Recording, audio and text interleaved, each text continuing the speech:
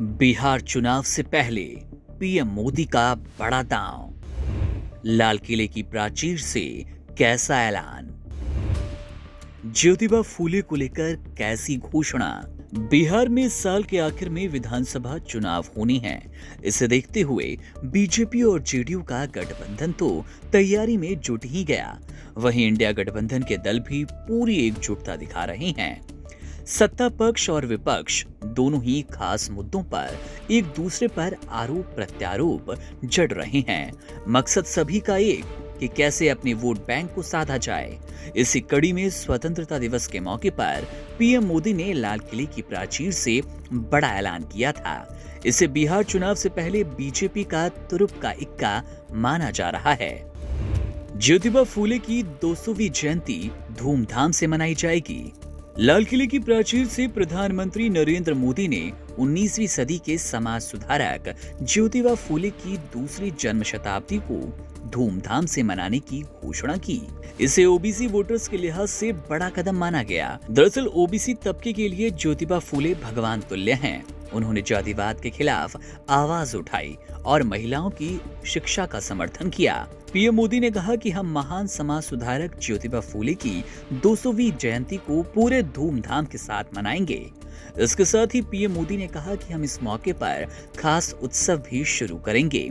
PM Modi ने कहा कि फूले के सिद्धांत और पिछड़ों को प्राथमिकता का उनका मंत्र हम सभी के लिए प्रेरणा स्रोत हैं। सरकार ने लिया अहम फैसला।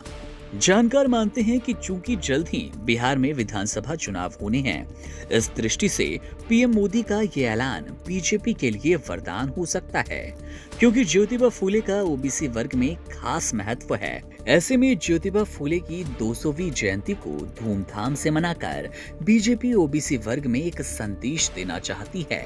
पीएम मोदी ने कहा कि उनकी सरकार फूले के मंत्र को लागू करने के लिए पूरी तरह से दृढ़बद्ध है।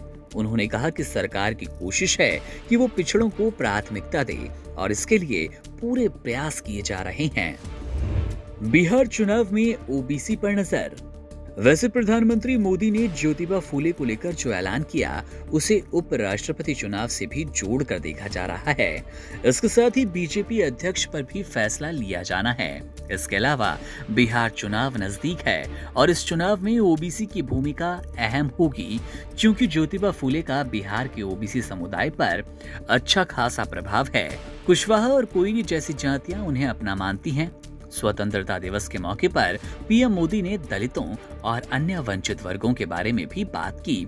उन्होंने कहा कि सरकार को उनके जीवन को बेहतर बनाने के लिए तेजी से काम करना होगा। कुल मिलाकर मौजूदा परिदृश्य को देखते हुए बीजेपी उन लोगों को भी अपना रही है जो कभी पार्टी की विचारधारा से मेल नहीं खाते थे। ये पार्टी के आधार को बढ़ाने का एक तरीका है।